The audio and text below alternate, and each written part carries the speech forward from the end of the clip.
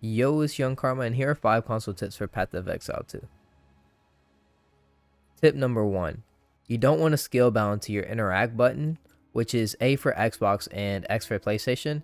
There are 2 reasons for this. The first one being that if you have to scale bound to your interact button, when you try to pick up the item from the ground and there are enemies around you, you'll use your skill to attack the enemy instead of picking up the item off the ground, and this could get you killed.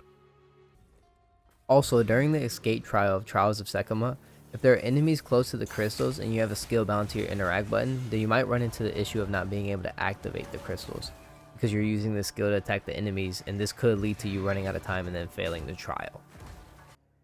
Tip number 2 has to do with stash tabs. So on console, if you hit down on your right analog stick and hit left on D-pad at the same time, you'll pull up this screen.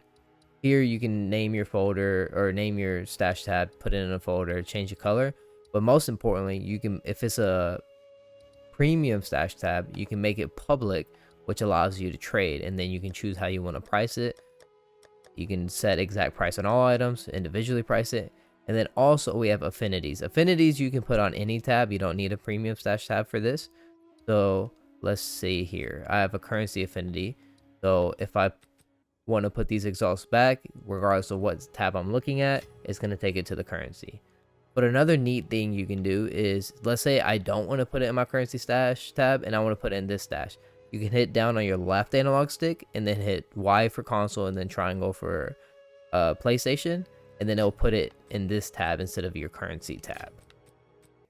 Tip number 3 is how to link an item to chat. So you want to pull up your inventory and then you want to hit toggle chat button shown on the left of your screen. And then we're at the bottom of the screen, it says link to chat. So you're going to go to hover over the item you want to link. You're going to hold the button to link to chat. Now you can see at the bottom of this chat screen, we can see the item there. There we're going to hold LT for Xbox and then L2 for PlayStation. And then type whatever you want to type. And then send it. You can also change where you're sending it. And now we can back out of here and then pull up the chat, and now we can see the item we linked. In this case, I linked a jewel. Tip number 4. With most skills, you should be able to see the DPS here on the screen, but certain skills such as Herald of Ice and Herald of Thunder, you're not going to be able to see the damage it's doing, right? So what we want to do to be able to see it is you're going to select the skill, click the advanced info, and then now you can see the average damage per use. You can see the crit hit chance and the crit damage bonus and a lot of other things. Also, if you want to do weapon sets, how you do that is you're going to want skill points to be able to do this, obviously. And then you're going to hold your A on Xbox and X on PlayStation. And they're going to choose where you want to allocate it. Do you want to allocate it to both? Do you want to allocate it to weapon set 1 or 2? So here we're going to allocate it to weapon set 2. Or weapon set 1, I mean.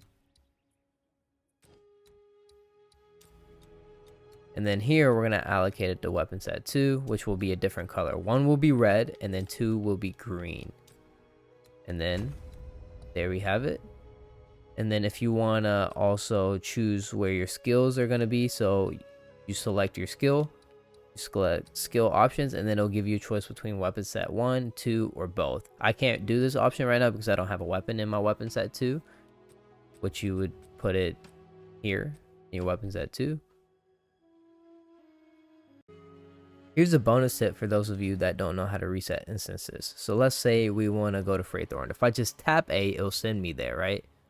But if I hold A, it'll pull up the instance manager. So at the bottom of my screen, you can kind of see where it says instance manager and then the button and then the thing circling the button.